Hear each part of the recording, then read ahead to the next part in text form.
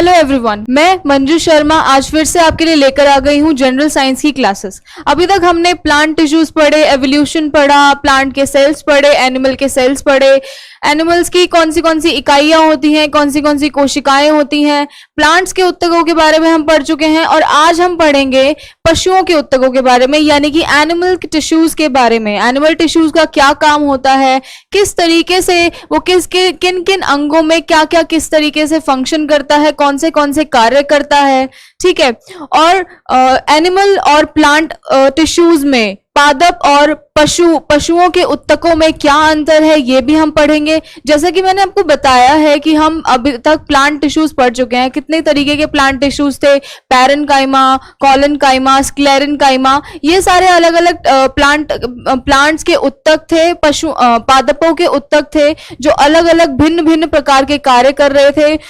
कोई पादपों को प्रोटेक्शन प्रोवाइड कर रहा था, बाहरी आवरण से प्रोटेक्ट कर रहा था, कोई पादपों को पानी पहुंचाने का काम कर रहा था, कोई पादपों को न्यूट्रिएंट पहुंचाने का काम कर रहा था। फिर उसके बाद हमने न्यूट्रिशन भी पढ़ा कि पादपों में न्यूट्रिशन कैसे होता है, पोषण कैसे होता है पादपों के अंदर।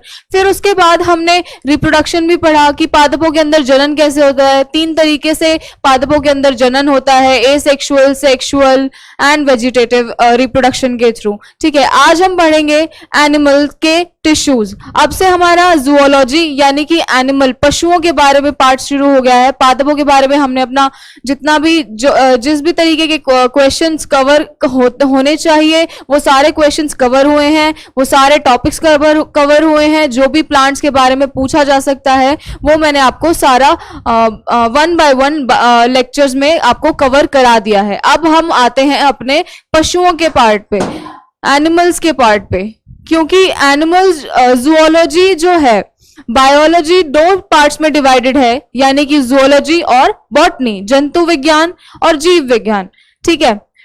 और यूपीएससी का भी क्या स्टेटस है, यूपीएससी का ये स्टेटस है कि वो जूलॉजी में ज्यादा क्वेश्चन कवर करता है।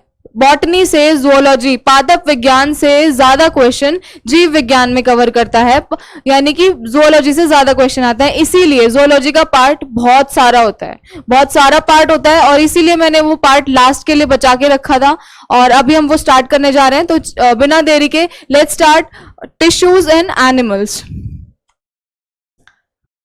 ये रहे पशु उत्तक यानी कि एनिमल टिश्यूज। अब ये क्या करते हैं, एनिमल टिश्यूज क्या करते हैं, कौन सा कार्य करते हैं।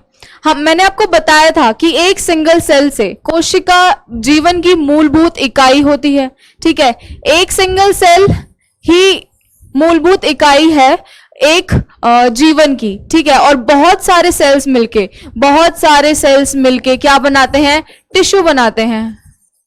बहुत सारे सेल्स मिलके टिश्यू बनाते हैं, ठीक है। तो टिश्यू जीवन की मूलभूत इकाई नहीं कहलाएगा, सेल्स यानी कि कोशिका जीवन की मूलभूत इकाई कहलाएंगे, ठीक है। लाइफ कैसे बिगिन होती है, सिंगल सेल से, जाइगोट। मैंने जब आपको रिप्रोडक्शन पढ़ाया, पादपों में जनन पढ़ाया था, तो ये बताया था सेक्सुअल रिप्रोडक्शन के अंदर कि जब 2 गैमेट्स फ्यूज करते हैं तो जाइगोट का फॉर्मेशन होता है फर्टिलाइजेशन के प्रोसेस के थ्रू, ठीक है। वही सिंगल सेल है, जाइगोट ही हमारा सिंगल सेल है जहां से लाइफ स्टार्ट होती है, जहां से नए, चाहे वो पादप है चाहे वो जंतु है, नए पादप या नए जंतु का जनन शुरू होता है, जनन की क्रिया शुरू होती है, ठीक है। क्योंकि जाइगोट एक सिंगल सेल होता है, इसके बाद सेल डिवाइड करते जाते हैं, मल्टीप्लाई करते जाते हैं, और 1 से 2 सेल, 2 से 4, 4 से 8, 8 से 16, ऐसे ऐसे वो बनते जाते हैं, ठीक है। इसीलिए zygote is the single cell जहां से लाइफ शुरू होती है, ठीक है।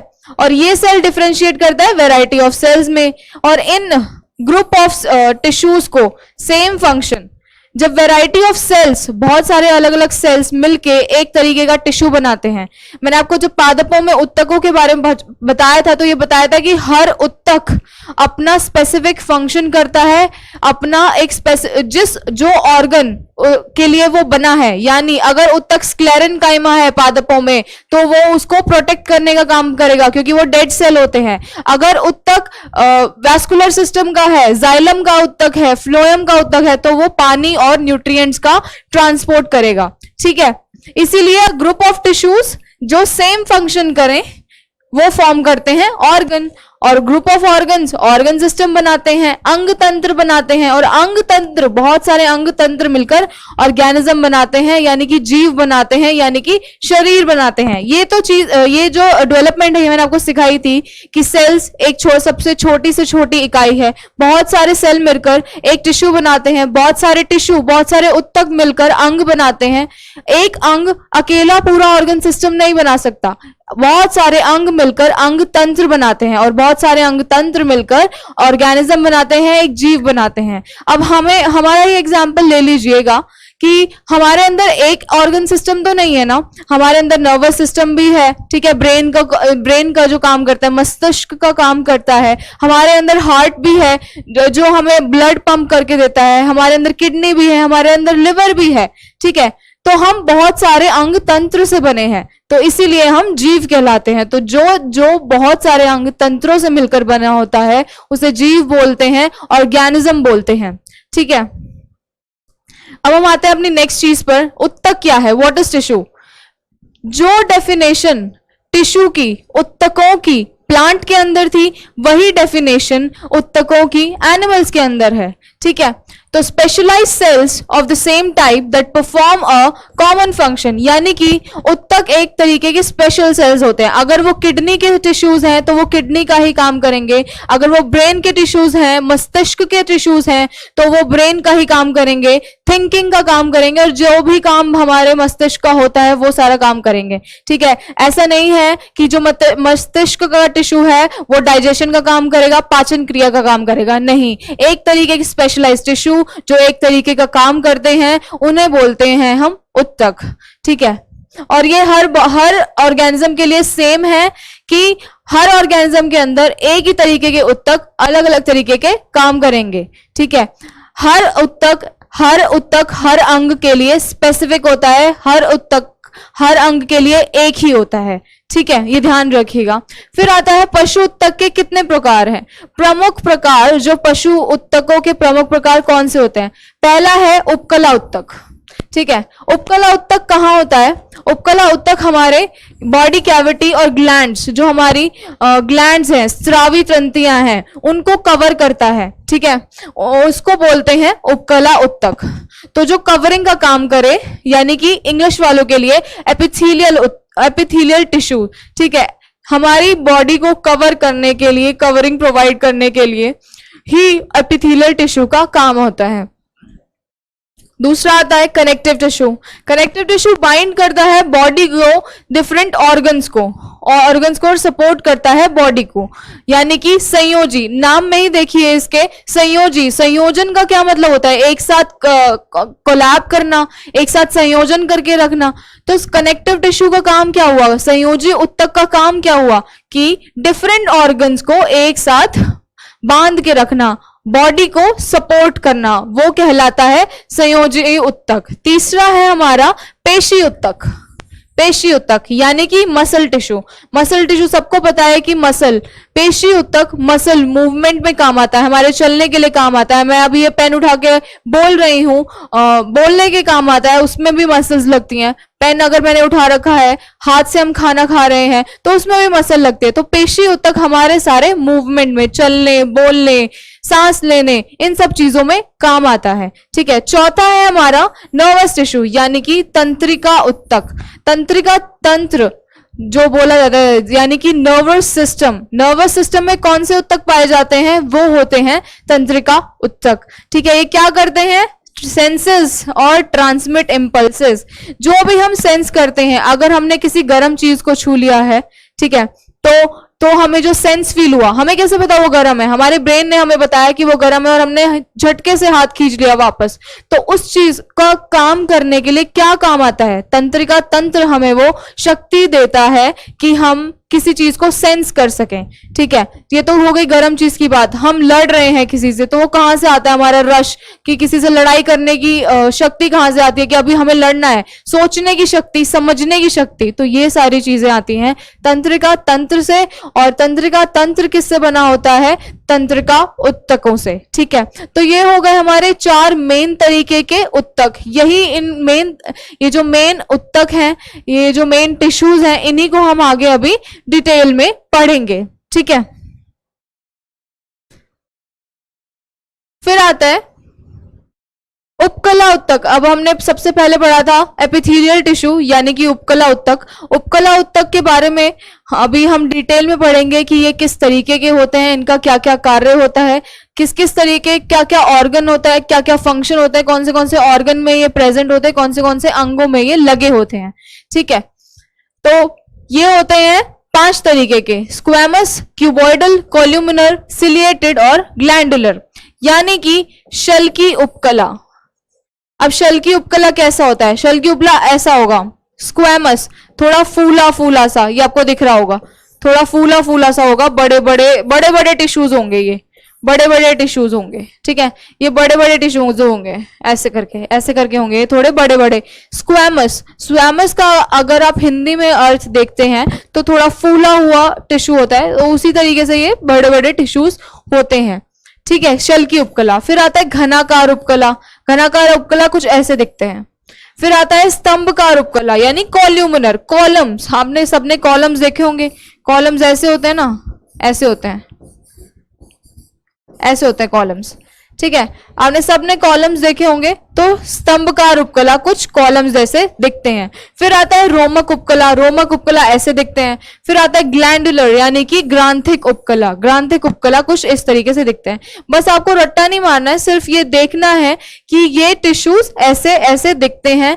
बट मेन चीज क्या है कि आपको याद होना चाहिए कि पशुओं में कितने तरीके के उत्तक होते हैं? 4 उत्तक होते हैं, 4 तरीके के उत्तक होते हैं।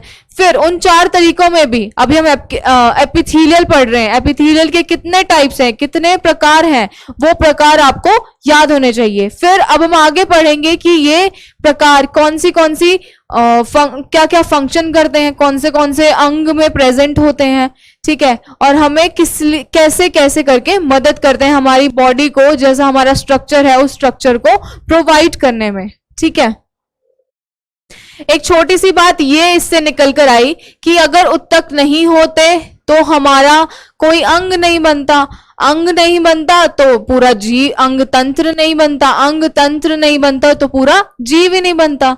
ठीक है, तो आप इसीलिए बोला जाता है कि उत्तक बहुत ही इंपॉर्टेंट है। सेल तो, कोशिका जो है वो तो छोटी से छोटी इकाई है ही, वो तो जीवन की छोटी से छोटी इकाई है, जीवन जीने के लिए जरूरी है। लेकिन उत्तकों के बिना, अगर उत्तक नहीं होते तो स्पेशल काम कौन करता, वो स्पेसिफिक काम कौन करता, तो वो काम उत्तक करते हैं। इसीलिए जितनी भी चीजों से हमारी बॉडी मिलकर बनी है, ठीक है, जैसी भी चीजों से हमारी बॉडी मिलकर बनी है, वो सारी हमारी एक भी चीज खराब नहीं है, एक भी चीज ऐसी नहीं है कि उसका कोई काम ना हो हमारी बॉडी में।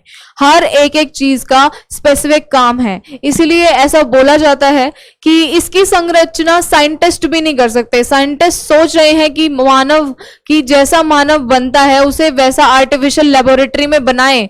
जैसे मैंने आपको बताया था कि प्लांट्स को हम लेबोरेटरी में ग्रो कर सकते हैं, लेकिन एक जीव को, एक इंसान को अभी तक ऐसा नहीं हुआ है कि उसे लेबोरेटरी में जैसे हम हैं पूर्ण रूप से वैसा बनाया जाए।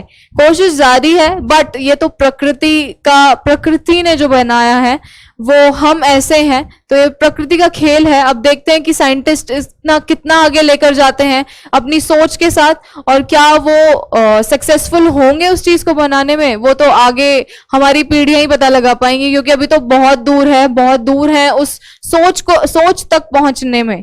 ठीक है, सोच तक पहुंचने में वो बहुत दूर हैं। सोचिए कि बनाने में कितना टाइम लगेगा। ठीक है, तो आइए देखते हैं डिटेल में शल की उपकला उत्तक यानी कि स्क्वैमस एपिथेलियल टिश्यू।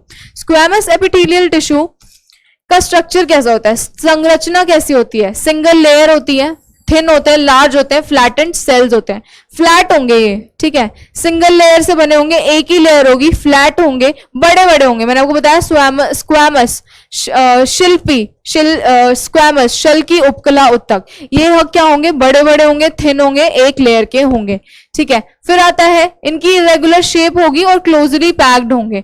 जैसे मैंने आपको डायग्राम में दिखाया, यहाँ पे ये देखिए, ये क्लोजली पैक्ड है, ये क्लोजली पैक्ड है और इनकी इरेगुलर शेप है, ठीक है।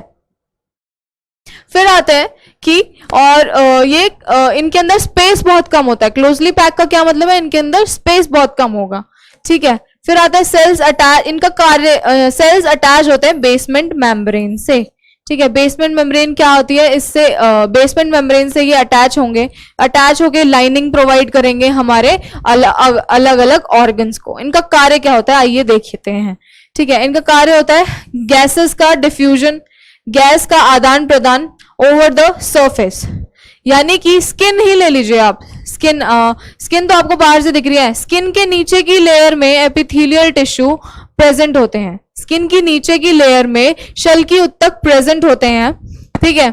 और उनका कार्य क्या होता है, गैसेस का आदान प्रदान करना, ठीक है, ट्रांसपोर्ट करना बाहर से अंदर, अंदर से बाहर, ठीक है। Supply friction free surface for blood flow, ये ऐसा सरफेस प्रोवाइड करते हैं, ये अंदर के अंगों की लाइनिंग बनाते हैं। वो लाइनिंग इस तरह की होती है, हमारी पूरी बॉडी में ब्लड फ्लो कर रहा है, ठीक है।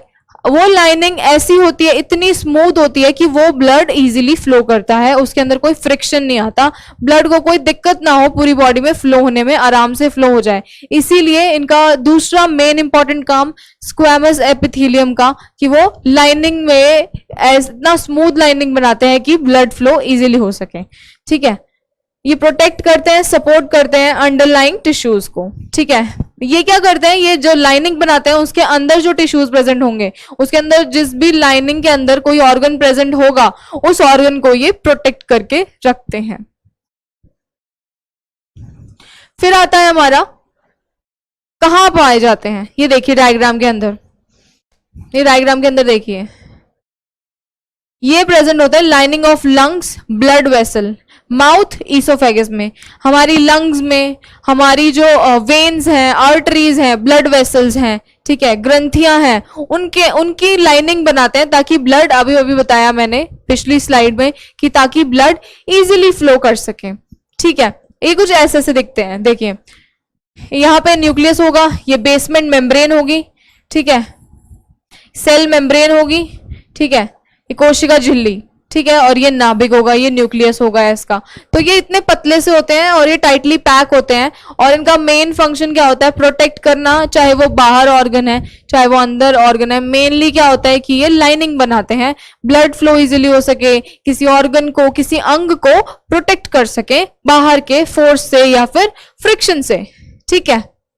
फिर आते हैं अपने दूसरे उपकला उत्तक पर, वो कौन सा है, क्यूबॉइडल, यानी कि घनाकार उपकला उत्तक। इसकी संरचना कैसी है, ये क्लोजली पैक्ड होते हैं, सिंगल लेयर होते हैं। अब ध्यान दीजिएगा कि जो स्क्वैमस थे वो भी क्लोजली पैक्ड थे और सिंगल लेयर थे, ठीक है। तो ये भी क्लोजली पैक्ड और सिंगल लेयर है। सेल अटैच करते हैं बेसमेंट मेम्ब्रेन, उसके अंदर भी बेसमेंट मेम्ब्रेन प्रेजेंट थी। बेसमेंट मेम्ब्रेन क्या करती है, सपोर्ट प्रोवाइड करती है उत्तकों को वहां पे जमने के लिए, ठीक है, ताकि उत्तक एक साथ क्लोजली पैक हो, उनके बीच में कोई फ्रिक्शन ना हो, ठीक है। इसीलिए बेसमेंट मेम्ब्रेन प्रेजेंट होती है। इनका कार्य क्या है, ये एब्जॉर्ब करते हैं मॉलिक्यूल्स को, एब्जॉर्प्शन का काम होता है। ये कुछ ऐसे दिखते हैं, देखिए इनका एब्जॉर्प्शन, देखिए ये सिंगल लेयर है, ये ऐसे सिंगल लेयर है, यहाँ पे ये न्यूक्लियस होगा हर सेल का, ठीक है, ऐसे सिंगल लेयर में प्रेजेंट होंगे और एब्जॉर्प्शन का काम करेंगे, चाहे वो खाना है चाहे वो पानी है, जो भी चीज एब्जॉर्ब हम, चाहे वो न्यूट्रिएंट है, मिनरल्स हैं, विटामिन्स हैं, तो इनका काम होता है एब्जॉर्प्शन का, ठीक है, एब्जॉर्ब करने का। फिर आता है क्यूबॉइडल एपिथेलियल। अब क्यूबॉइडल एपिथेलियल क्या कर रहे थे, क्यूबॉइडल एपिथेलियल भी इसी तरीके से प्रोटेक्शन का काम करते हैं, जो कि है स्तंभकार उत्तक। क्यूबॉइडल एपिथेलियल, स्तंभकार उत्तक, स्तंभकार, मैं लिख देती हूं, स्तंभकार उत्तक। ये कहां पे प्रेजेंट होते हैं, किडनी की लाइनिंग में, ग्लैंड्स की लाइनिंग में, ठीक है, जो स्रावी ग्रंथियां होती हैं उनकी लाइनिंग में, किडनी की लाइनिंग में। लंग्स की लाइनिंग में कौन से थे, पिछले वाले थे, ठीक है, स्क्वैमस थे। ब्लड वेसल्स की लाइनिंग में स्क्वैमस थे, और किडनी की लाइनिंग में कौन से होते हैं, क्यूबॉइडल होते हैं, स्तंभकार एपिथेलियल सेल्स होते हैं, और इनके अंदर भी बेसमेंट मेम्ब्रेन प्रेजेंट होगी, आधारभूत झिल्ली प्रेजेंट होगी जो इनको आधार बनाएगी। ये कुछ ऐसे दिखते हैं, देखिए ये रहा इनका डायग्राम, ये बेसमेंट मेम्ब्रेन है और ये न्यूक्लियस है, ठीक है, ये ऐसे दिखते हैं।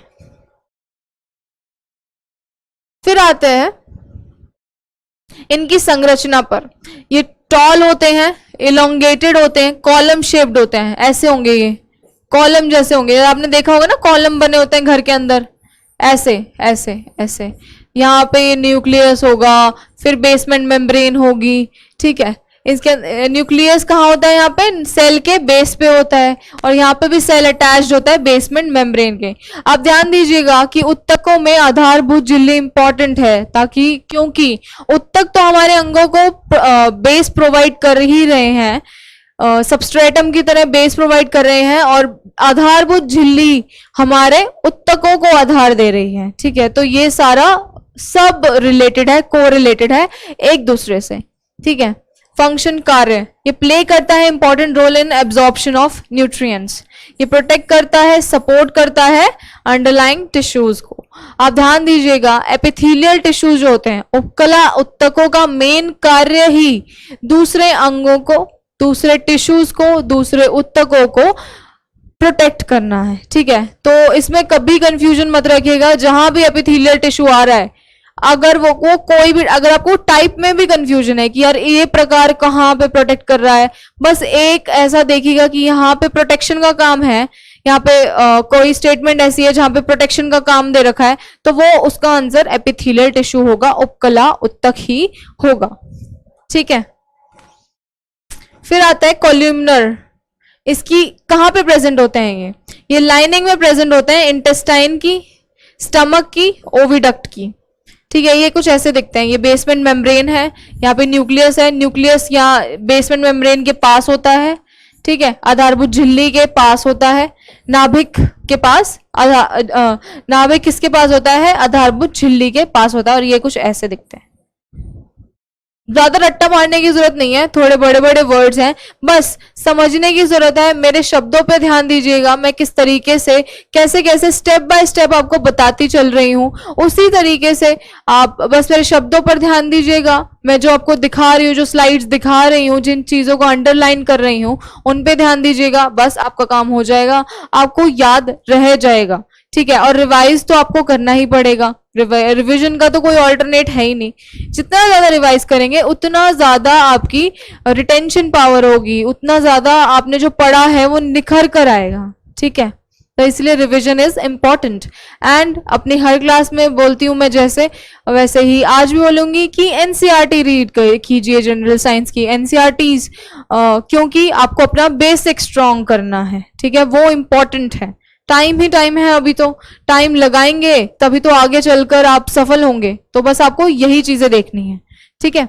अब आते हैं हम इसके कार्य पे, अब आते हैं हम तीसरे पे, सिलिएटेड कॉल्यूमनर एपिथेलियल टिश्यू, ठीक है। इनकी स्ट्रक्चर क्या होती है, कॉल्यूमनर सेल्स के होते हैं, सिलिया होता है एट द फ्री एजेस। कार्य क्या होता है, सिर्फ कार्य देखना है, थ्रोट की लाइनिंग बनाएंगे, इंप्रूव करते हैं movement of substance through the ducts.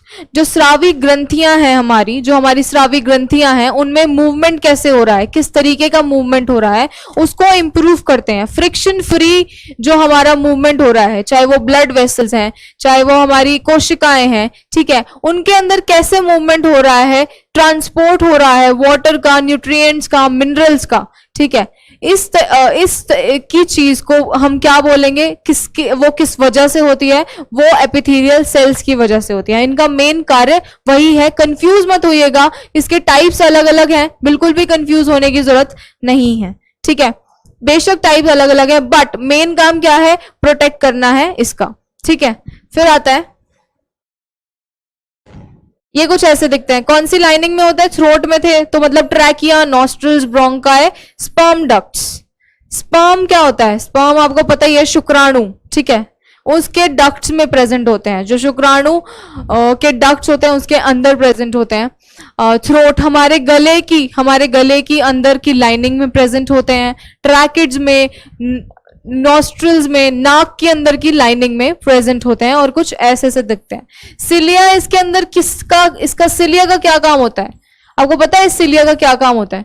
इस सिलिया का काम होता है कि कोई भी बाहर का पार्टिकल है, अगर कोई भी बाहर का पार्टिकल आ रहा है और फॉरेन पार्टिकल है, कोई गलत बैक्टीरिया हमारी बॉडी में ना घुस जाए। आपने देखा होगा हमारी नॉस्ट्रल्स के अंदर बाल होते हैं, तो वो किस लिए होते हैं? वो प्रोटेक्ट करने के लिए होते हैं, कोई बाहर की चीज ज्यादा अंदर ना आ पाए। ठीक है, तो सिलिया भी इसीलिए प्रेजेंट होता है, प्रोटेक्ट करने के लिए इनके ऊपर, इनकी लाइनिंग के ऊपर, ताकि हमें बाहर के पैथोजेंस, बैक्टीरिया, वायरस से इम्यून कर सके, हेल्प कर सके उनको बाहर ही रोकने में।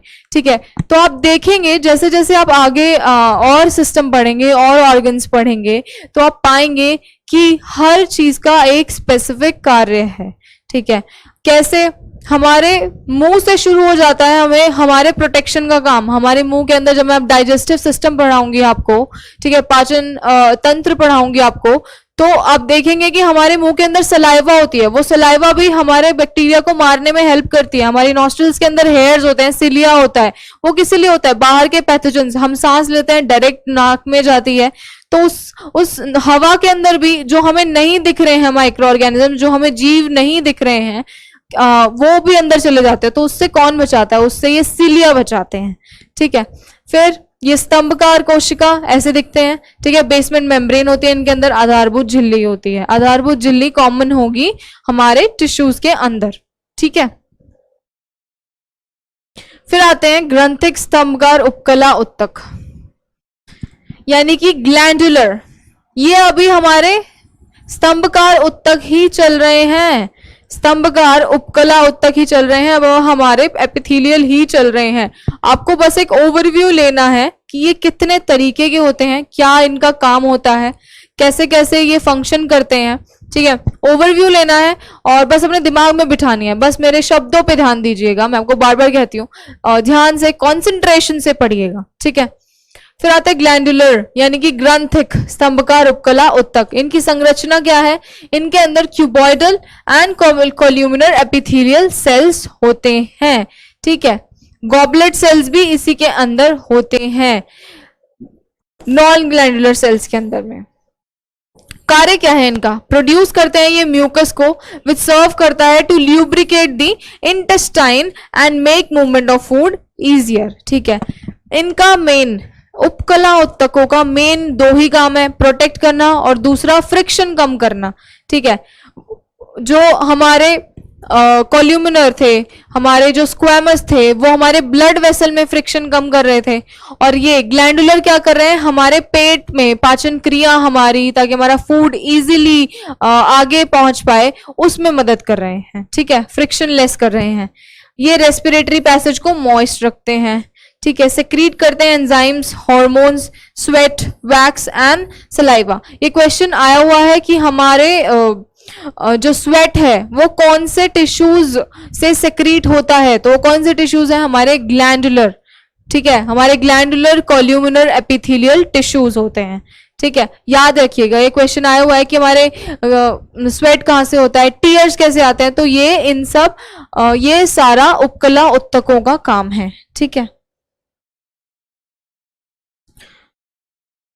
अब ये कहाँ पाए जाते हैं? अगर ये हम हमारे डाइजेस्टिव सिस्टम को स्मूथ कर रहे हैं तो वहीं इंटेस्टाइन में मिलेंगे। इंटेस्टाइन के अंदर, रेस्पिरेटरी पैसेज के अंदर, सलाइवरी ग्लैंड्स के अंदर। सिबेशियस ग्लैंड्स कौन सी होती हैं हमारी? सिबेशियस वही होती हैं जो स्वेट सेक्रीट करती हैं, स्वेट। ठीक है, थायराइड ग्लैंड के अंदर ये कुछ ऐसे दिखते हैं। यहाँ पे उससे ऊपर वाले में हमने देखा था कि क्या प्रेजेंट था? सीलिया प्रेजेंट था। इसके अंदर माइक्रोविलाय प्रेजेंट है। ठीक है, गॉबलेट सेल्स प्रेजेंट है, न्यूक्लियस है, आधारभूत झिल्ली है।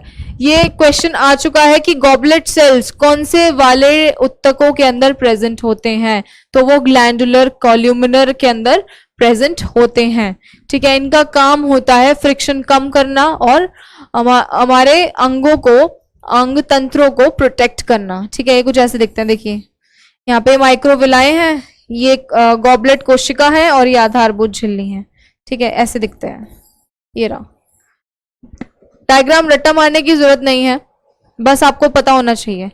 फिर हम आ जाते हैं अपने दूसरे टाइप पर, यानी कि कनेक्टिव टिश्यू, यानी कि संयोजी उत्तक, जो जोड़ कर रखते हैं हमारे ऑर्गन को, ऑर्गन सिस्टम को, अंग तंत्र को, अंगों को, ठीक है, ताकि एक पूरा जीव बन सके। ठीक है, कनेक्टिव टिश्यू क्या करते हैं? कनेक्टिव टिश्यू कितने तरीके के होते हैं? Fibrous, supportive, fluid. तीन तरीके के कनेक्टिव टिश्यू होते हैं। फाइब्रस होते हैं, सपोर्टिव होते हैं जो सपोर्ट के लिए प्रोवाइड करते हैं, और फ्लूइड कनेक्टिव टिश्यू। ये तीन तरीके के संयोजी उत्तक हमको पढ़ने हैं। ठीक है,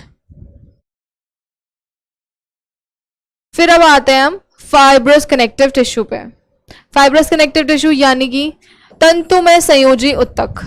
तंतुमय संयोजी उत्तक कहाँ पे प्रेजेंट होते हैं? Loose areolar fibrous connective tissue. इतने तरीके के होते हैं ये।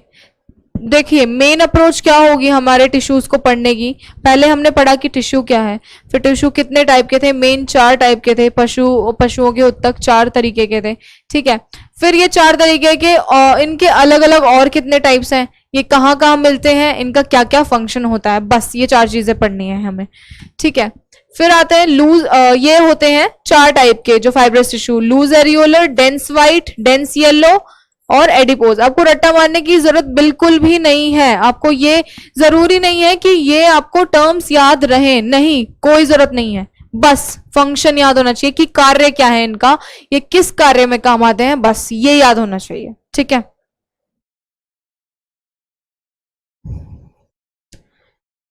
लूज एरियोलर, एरियोलर क्या होते हैं? ये कहां पे होते हैं? ये एरियोलर कौन सी जगह होती है? ठीक है, ये होते हैं हमारी स्किन के नीचे, यानी कि एपिथेलियल उपकला उत्तकों के नीचे, और कनेक्ट करते हैं ऑर्गन्स को एक साथ। कनेक्टिव टिश्यू संयोजी उत्तक, जो उसके नाम में ही है, उसका मतलब कि वो कनेक्ट करके रखते हैं। एपिथेलियल टिश्यू यानी कि उपकला उत्तक के बाद ये इनकी लेयर प्रेजेंट होगी, के बाद ये प्रेजेंट होंगे, और ये बाकी अंगों को संयोज के रखेंगे, एक साथ कनेक्ट करके रखेंगे। ठीक है, ये स्पेसेस फिल करते हैं ऑर्गन्स, मसल्स और ब्लड वेसल्स के बीच में।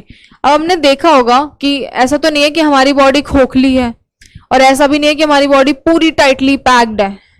ठीक है, ऐसा नहीं है, पूरी टाइटली पैक्ड नहीं है। क्यों नहीं है?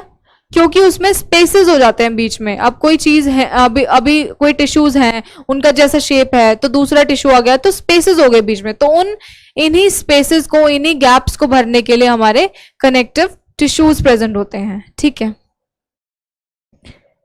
ऐसे कुछ दिखते हैं ये इनके, ये होते हैं हमारे कनेक्टिव टिश्यूज।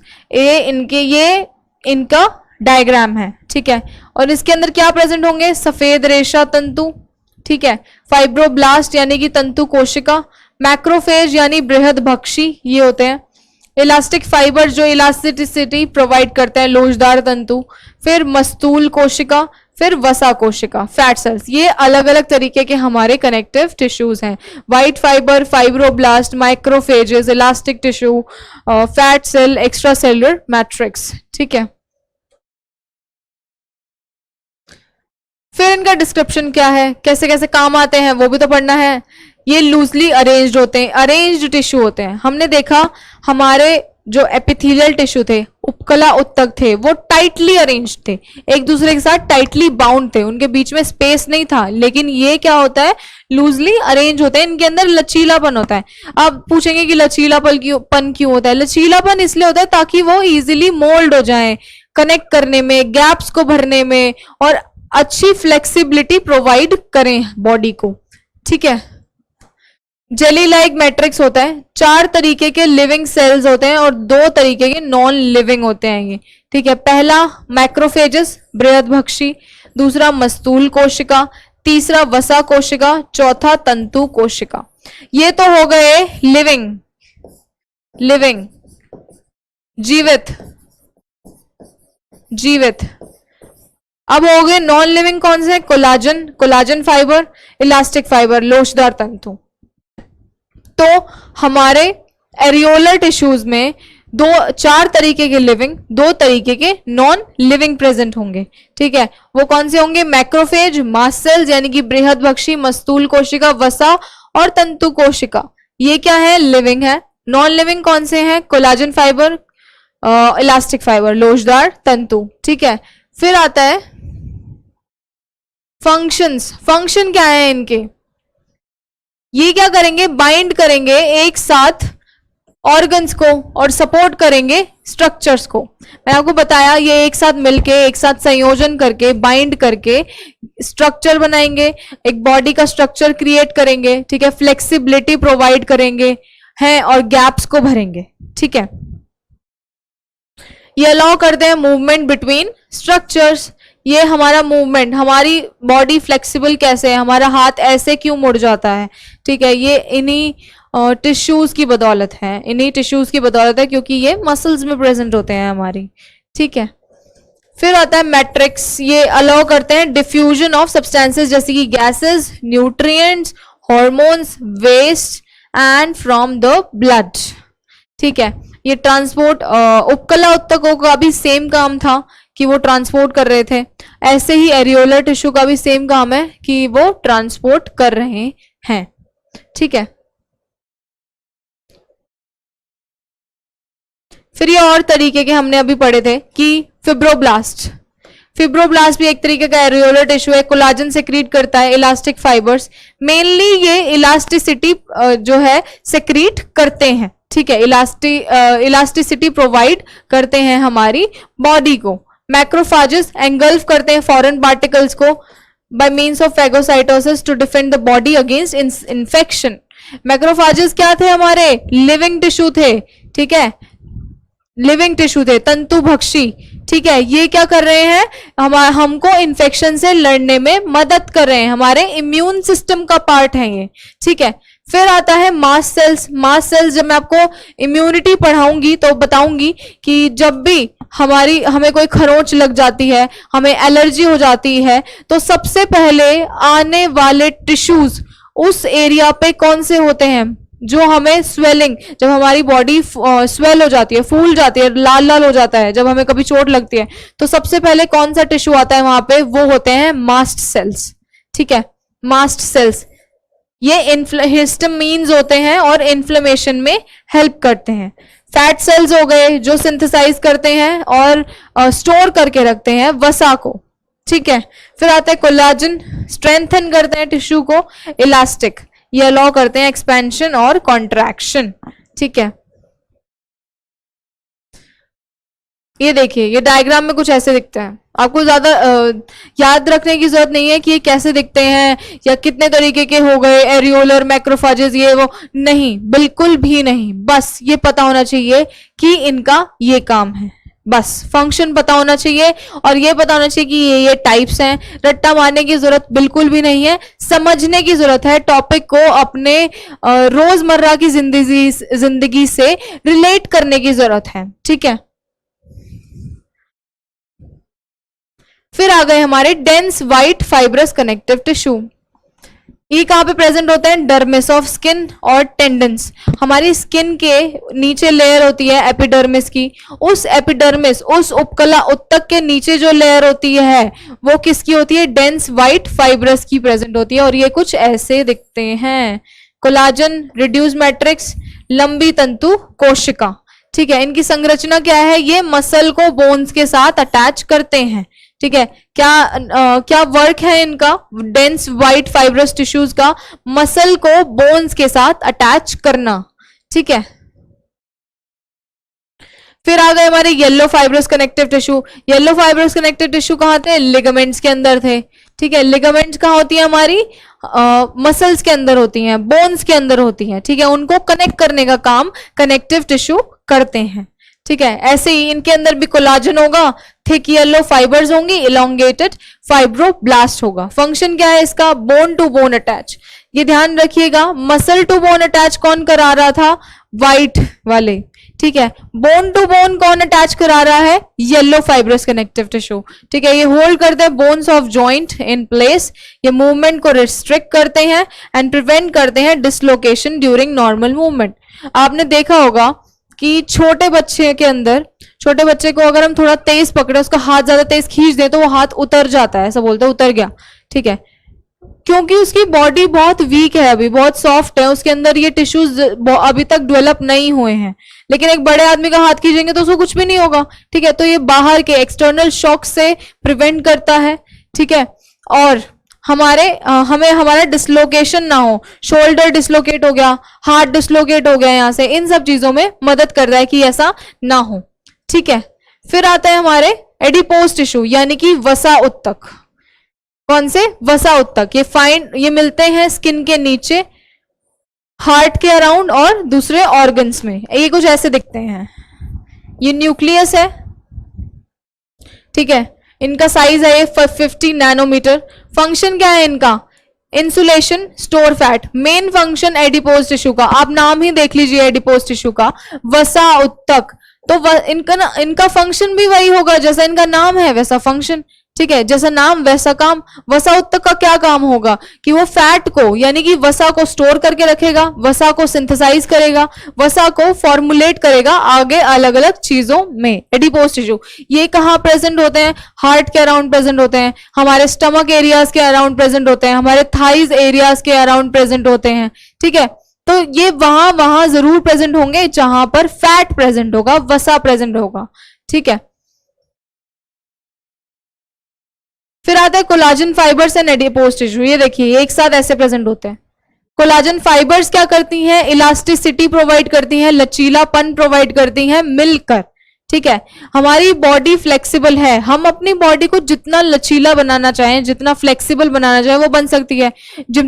आपने जिमनास्ट देखे होंगे, ठीक है, वो कैसे कैसे चढ़ जाते हैं, कैसे कैसे मूवमेंट्स करते हैं, कैसे कैसे अपनी बॉडी को मोड़ लेते हैं इधर से उधर। तो वो किस वजह से है? वो इलास्टिसिटी, जो इलास्टिक फाइबर्स हमारी बॉडी में प्रेजेंट है। और वो इलास्टिक फाइबर्स किस वजह से प्रेजेंट है?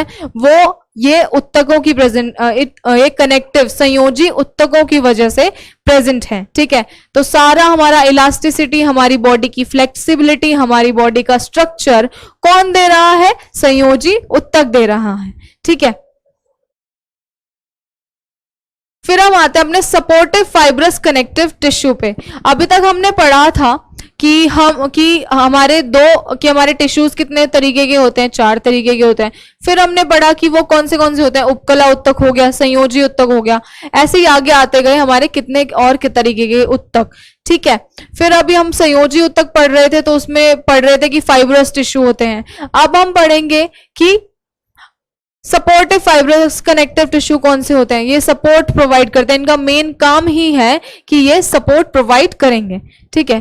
तो अभी हम इस चीज को अपनी नेक्स्ट क्लास में पढ़ेंगे। आई होप अभी आपको ये लेक्चर पसंद आया होगा एंड प्लीज अपना ध्यान लगाकर मेरे शब्दों पे ध्यान दीजिएगा कि किस तरीके से मैंने पढ़ाया है, किस तरीके से मैं कौन से वर्ड्स पे आपको ध्यान लगाना है, कौन से वर्ड्स पे आपको मैं स्ट्रेन दे रही हूँ कि ये इंपॉर्टेंट है, ये इंपॉर्टेंट नहीं है। रट्टा बिल्कुल नहीं मारना है, सब कुछ सोच समझ कर करना है, ठीक है। क्योंकि अभी अगर आप इस चीज को डेली लाइफ से, अपनी डेली लाइफ से जोड़ेंगे तो आप जल्दी समझ पाएंगे इन सारी चीजों को। बेशक नाम बड़े हैं, लेकिन I will help you through out your journey and हम ऐसे ही मिलते रहेंगे अपने अगले सेशंस में। आगे हम अपना टिश्यूज, उत्तकों का पार्ट नेक्स्ट सेशन में कंप्लीट करेंगे। क्वेश्चंस लगाते रहिएगा, क्वेश्चन बैंक लगाते रहिएगा। तब तक के लिए थैंक यू।